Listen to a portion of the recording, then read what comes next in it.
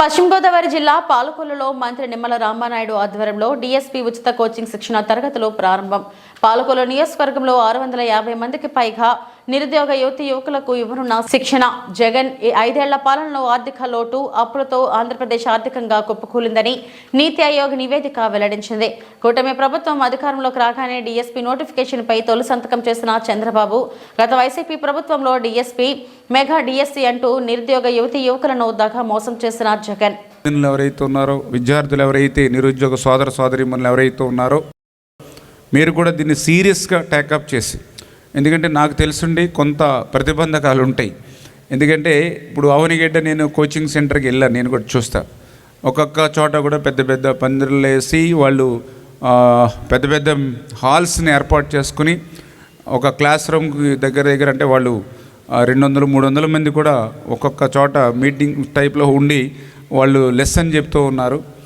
ఆ లెసన్ చెప్తూ ఉన్నప్పుడు వాళ్ళందరూ కూడా, మేము వచ్చినా కూడా ఎవరు కూడా ఆ లెసన్ మీద దృష్టి పెట్టి వాళ్ళు ప్యాడ్ ఏదైతే ఉందో ఆ ప్యాడ్ మీద, పేపర్ మీద ఆ టీచర్ చెప్పింది పర్ఫెక్ట్గా తలకాయ అటు ఇటు కూడా తిప్పకుండా, వచ్చింది మంత్రి, ఎమ్మెల్యే లేకపోతే ఎవరు అనేది కూడా చూడకుండా అంత నిమగ్నమై వాళ్ళు లీనమై ఉన్నటువంటి పరిస్థితి. అంటే వాళ్ళకి ఏంటంటే ఖచ్చితంగా డిఎస్సి కొట్టాలి అనేటువంటి ఆలోచన, ఒక టార్గెట్ వాళ్ళ మైండ్లో ఫిక్స్ అయి ఉంది.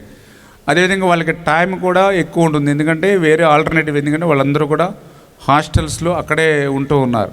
అంచేత ఉదయం లేచిన దగ్గర తర్వాత మంచి టిఫిన్ మన పూర్ణ గారు పెడుతూ ఉన్నారు, మళ్ళీ చదువుకుంటారు, మళ్ళీ మంచి భోజనం పెడుతున్నారు, మళ్ళీ చదువుకుంటారు, మళ్ళీ మంచి స్నాక్స్, మళ్ళీ చదువుకుంటారు, మళ్ళీ భోజనం, అంటే నైట్ వరకు కూడా స్టడీ అవర్స్. అంటే ఇట్లా వాళ్ళకు ఉండేటువంటి టైము, వాళ్ళ టార్గెట్.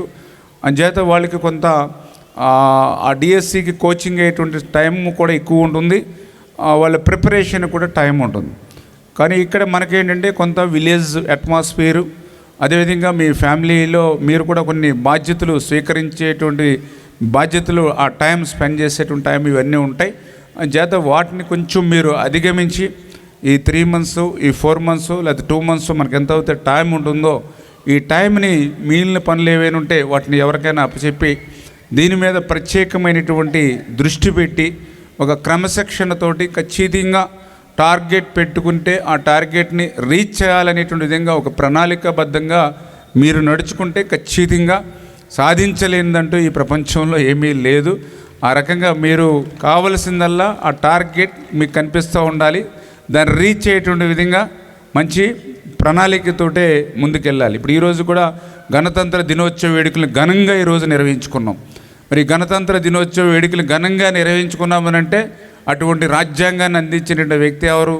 డాక్టర్ బాబాసాహెబ్ అంబేద్కర్. ఎక్కడి నుంచి వచ్చాడైనా?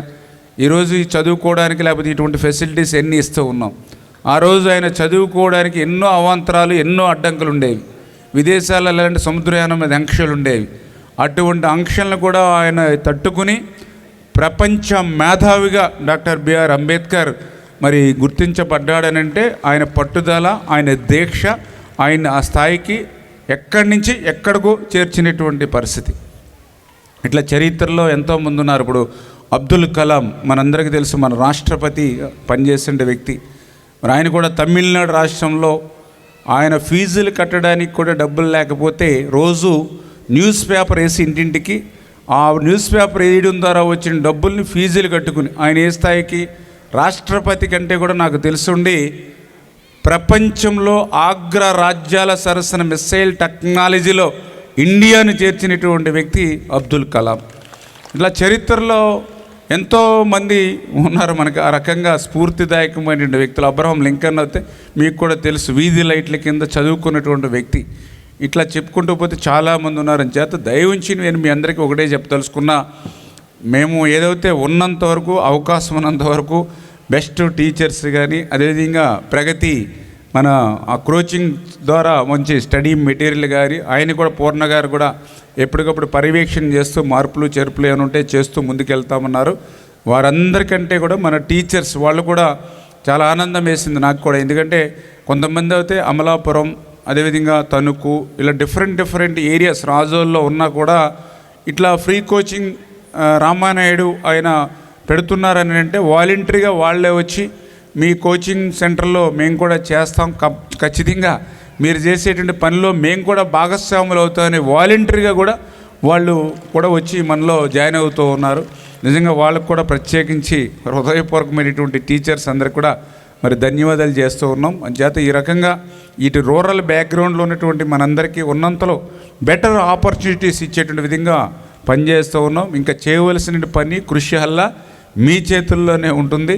కృషితో నాస్తి దుర్భిక్షం అంటారు. అంచేత ఖచ్చితంగా మీరు శ్రమించి పట్టుదలతోటి దీక్షతోటి మీరు ఆ యొక్క కోచింగ్కి వెళ్ళేటువంటి విధంగా ప్రిపరేషన్ తీసుకోవాలని చెప్పి మీ ద్వారా అందరికి కూడా తెలియజేసుకుంటూ